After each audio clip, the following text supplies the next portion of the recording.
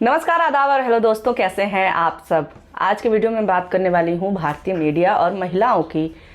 पर सबसे पहले मैं कुछ एक बैक स्टोरी दे देती हूँ। जब लास्ट ईयर अक्टूबर में मैंने मीडिया को, रिपोर्टिंग को गुड बाय बोला, उसके बाद से मुझे बहुत सारे लोगों के कॉल्स आते हैं, मैसेजेस आए, अभी भी आ रहे हैं कि क्या हुआ था बताओ और क्यों छोड़ा तुमने। तो मुझे पता है कि इसलिए नहीं है क्योंकि बहुत ज़्यादा कंसर्न है मेरे लिए, ये इसलिए है क्योंकि लोगों को कुछ स्कैंडलस बात सुननी है, मेरे मुंह से कुछ गॉसिप सुनना है। तो ये इतना ईजी नहीं है क्योंकि I don't generally like name calling, और दूसरा ये है कि लिस्ट बहुत लंबी है, एक दिन में कवर नहीं हो पाएगा।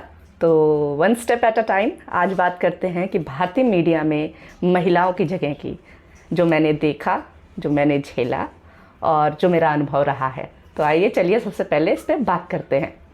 मुझे हर रोज़ तमाम लड़कियों के कॉल्स आते हैं, मैसेजेस आते हैं, डीएम्स आते हैं कि दी मैम मुझे भी रिपोर्टर बनना है, मुझे एंकर बनना है या मीडिया में जाना है, तो कैसी जगह है, कैसे कर सकते हैं, क्या आपने छोड़ा है तो क्या अच्छी जगह नहीं है, क्या डिस्क्रिमिनेशन है, क्योंकि मीडिया तो बहुत प्रोग्रेसिव है, मीडिया लोगों के अधिकारों की बात करता है। तो आश्चर्यजनक तौर पे और आयरनी यही है कि सबके अधिकारों की बात करने वाली मीडिया में बिल्कुल भी अपने कर्मचारियों के अधिकारों का ख्याल नहीं रखा जाता है। आप देखिए, लास्ट टाइम आपको कब याद था कि मीडिया कर्मियों ने धरना दिया हो? लास्ट टाइम आपको कब याद था कि इन्होंने कुछ विरोध में कहा हो? जो लोग कहते भी हैं वो छोड़ने के बाद कहते हैं। आखिर ऐसा क्यों है? क्योंकि सबको पता है कि अगर आपने कुछ भी बोला तो आप काम नहीं कर सकते हैं किसी भी संस्थान में, और आप को बायकॉट केवल एक संस्थान नहीं करेगा। आपने जिस संस्थान के खिलाफ बोला है उसके साथ साथ तमाम जो संस्थान है, क्योंकि ये डरे हुए लोग हैं, ये बहुत डरते हैं उन लोगों से जो बोलते हैं। तो कलम की ताकत की बात करने वाले, आवाज़ उठाने वाले ये मीडिया संस्थान सबसे ज़्यादा बोलने वालों से ही डरते हैं। आप कहेंगे कि कहाँ डिस्क्रिमिनेशन, जेंडर डिस्क्रिमिनेशन तुम्हें दिख रहा है, कहाँ पेट्रियार्की है, कहाँ मिसोजिनी है? खबरों में दिखता तो है कि पुरुष रिपोर्टर हैं तो महिला रिपोर्टर भी हैं। तो सबसे पहली बात कि मीडिया का मतलब केवल टीवी स्क्रीन पे आने वाले लोग नहीं हैं, केवल एंकर्स और रिपोर्टर्स नहीं हैं। मीडिया का मतलब है कि पर्दे के पीछे जो लोग काम करते हैं वो भी मीडिया का हिस्सा हैं। तो उनके साथ किस तरह का बर्ताव हो रहा है, और पर्दे के सामने जो लोग हैं, जो दिखते हैं कि उनको बहुत अवसर दिए जा रहे हैं, क्या सच में ऐसा है? क्योंकि ये केवल दिखाने वाली चीज़ ज़्यादा है। सबसे पहले हम बात करते हैं कि बराबर मौक़ों की। मौके बराबर नहीं दिए जाते हैं। अगर 10 पुरुष रिपोर्टर हैं तो मुश्किल से 3 से 4 लड़कियां होंगी, महिला रिपोर्टर होंगी। और लड़कियां मैंने पहले इसलिए कहा क्योंकि सीनियर लेवल पे आपको महिला रिपोर्टर नहीं दिखती हैं, ना के बराबर दिखती हैं। 30-40 से ज़्यादा की एज की महिलाएं आपको एज अ रिपोर्टर नहीं दिखेंगी। आपने ये नोटिस किया है? आप सर्च कर सकते हैं इसको। आप कहेंगे एंकर्स तो बनाए जाते हैं, देखो ना सारे anchors, most of the anchors लड़कियां ही तो हैं, महिलाएं ही तो हैं। तो ये भी देखिए कि उस रोल को कैसा बनाया गया है। इस समय एंकर्स का जो रोल है वो एक मॉडल के रोल जैसा ही है। जो एंकर्स, जो लड़कियां बनाई जा रही हैं, आप देखिए एक तरह की लड़कियां बनाई जाती हैं, या फिर जिन लड़कियों का चुनाव किया जाता है उनको भी उसी तरह से ढाल दिया जाता है। एक ही तरह का वो ज़ीरो फिगर, और एक ही तरह का मेकअप, एक ही तरह का स्टाइल। जहां मेल एंकर्स पैर फैला के बैठेंगे तो जो फीमेल एंकर्स होती हैं वो शॉर्ट स्कर्ट में पैर क्रॉस करके बैठी होती हैं। तो उसमें कोई समस्या नहीं है, लेकिन मसला ये है कि यहाँ पे आप जो दिखा रहे हैं कि जो पुरुष एंकर है वो कितना फ्रीली बैठा हुआ है, और महिला जो एंकर है वो एक मॉडल की तरह केवल वहाँ पे अपनी शक्ल दिखाने के लिए बैठी हुई है।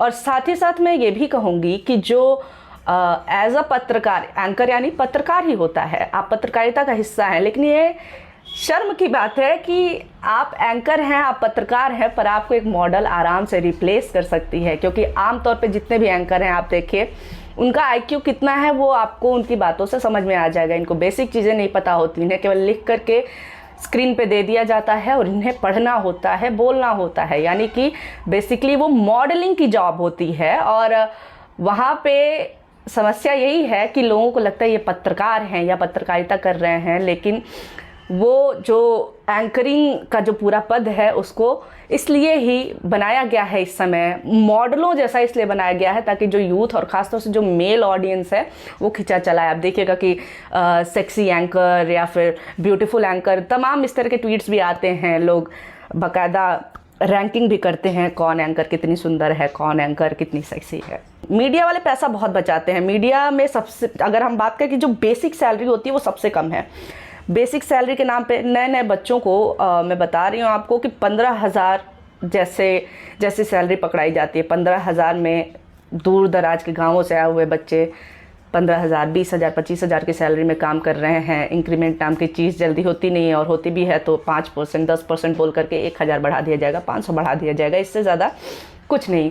तो जो मीडिया इतना ज़्यादा मक्खी चूस है, वो बाहर जब अपने एंकरों को, रिपोर्टरों को भेजेगा, तो रिपोर्टरों में है कि महिला रिपोर्टर के साथ अगर उनका कैमरा पर्सन जाता है तो अलग अलग रूम बुक होंगे, और वहीं अगर मेल रिपोर्टर और मेल कैमरामैन जाता है तो एक ही रूम बुक होता है। यानी कि डबल रूम का पैसा न खर्चा हो, इसलिए भी आनाकानी की जाती है। ये मेरी एक साथी रिपोर्टर जिनका कि अनुभव बहुत बुरा रहा, जिनके साथ मैं नाम नहीं लूँगी, जिनके साथ बहुत बुरा हुआ एक टूर पे, उनके साथ छेड़खानी हुई, और उनके संस्थान ने कहा कि ये बाहर जाती है तो इसके साथ यही हो जाता है, यार अगली बार से मेल रिपोर्टर भेजना, इसको मत भेजना। इस तरह की बातें होती हैं। तो ये अधिकारों के लिए खड़े होने की बात करने वाले लोग अपने अधिकारों के लिए कभी नहीं बोलेंगे। और मैं ये भी बता देती हूँ कि इस तरह की चीज़ें होती हैं, पर जो मीडिया कर्मी हैं वो कभी चूं तक नहीं करते हैं, क्योंकि डर है कि आज नहीं तो कल निकाल दिए जाएंगे। इंटरव्यूज़ में लड़कियों से पूछा जाता है आप मैरिड तो नहीं है ना, ये भी नहीं पूछा जाता है कि आप मैरिड हैं, पूछा जाता है आप मैरिड तो नहीं है ना। मुझसे एक बार पूछा गया, मैंने बोला वैसे तो नहीं हूँ, लेकिन आप पूछ क्यों ना इस तरह से। उन्होंने कहा कि यार जो मैरिड लोग होते हैं ना, वो लड़कियाँ होती हैं, वो उनके पति है, बच्चे हैं, तो फिर उनको बार बार छुट्टी वुट्टी भी लेना पड़ता है, जिम्मेदारियां होती हैं, कुछ ज़रूरी काम हो या फिर रात भर रोकना हो तो नहीं रोक सकते हैं, ये सारी चीज़ें नहीं कर सकते हैं। ये एक बहाना होता है डिस्क्रिमिनेशन का कि आप महिला हैं और मैरिड हैं तो इट्स अ नो गो, ना ना ना, अरे नहीं, बहुत समस्या हो जाएगी। कई लोग हैं जो कोशिश कर रहे हैं कि चीज़ें बदलें। ऐसा नहीं कि सारे लोग ऐसे हैं, बहुत अच्छे लोग भी मुझे मिले। मैं शुक्रगुजार हूँ कई लोगों की कि मुझे ज़िंदगी में उस तरह के लोग मिले, उस तरह के काम करने वाले मिले, कलीग्स मिले। लेकिन जो मेजर और लोग हैं इसमें, जो मेजर जनता है वो ऐसी ही है, क्योंकि जैसा भारतीय समाज है उसी भारतीय समाज के लोग ला करके यहाँ पे बैठाए गए हैं, जिनके हिसाब से अगर कोई लड़की ऊपर पहुँच रही है तो वो अपने बॉस के साथ सो करके पहुंची है, अगर वो ऊपर पहुंची है तो वो अपनी खूबसूरती की वजह से पहुंची है, उसके अंदर टैलेंट नहीं है। तो जितना डिस्क्रिमिनेशन आप अपने समाज में देखते हैं, उतना ही डिस्क्रिमिनेशन आप मीडिया में भी एक्सपेक्ट करके चलिए। और आप विरोध करेंगे, आपकी आवाज़ को दबाया जाएगा, आपकी ज़िंदगी जो है, प्रोफेशनल ज़िंदगी, उसको नरक तक बनाने की कोशिश की जाएगी, आपके प्रमोशंस रोक दिए जाएंगे, आपके इंक्रीमेंट रोक दिए जाएंगे। तो अगर आप इन सारी चीज़ों से लड़ने के लिए तैयार हैं, तभी मीडिया में आप सर्वाइव कर सकते हैं। तो ये था मेरा पर्सनल अनुभव, और उसके साथ ही साथ जो मैंने देखा, जिस तरह की चीज़ें मैंने कहानियाँ सुनी फील्ड में रहते हुए, वो सारी चीज़ें सब मैंने आपके सामने अभी रखा। तो भारतीय मीडिया में औरतें उसी तरह से हैं जैसे भारतीय समाज में। अगर आपको लगा हो कि ये वीडियो अच्छा था, या फिर लगा हो कि हाँ ज़रूरी जानकारी दी है, और ख़ासतौर से लड़कियों के लिए, तो ज़रूर सब्सक्राइब करें, ज़रूर वीडियो को लाइक करें, शेयर करें, और अपना प्यार बनाए रखें। धन्यवाद।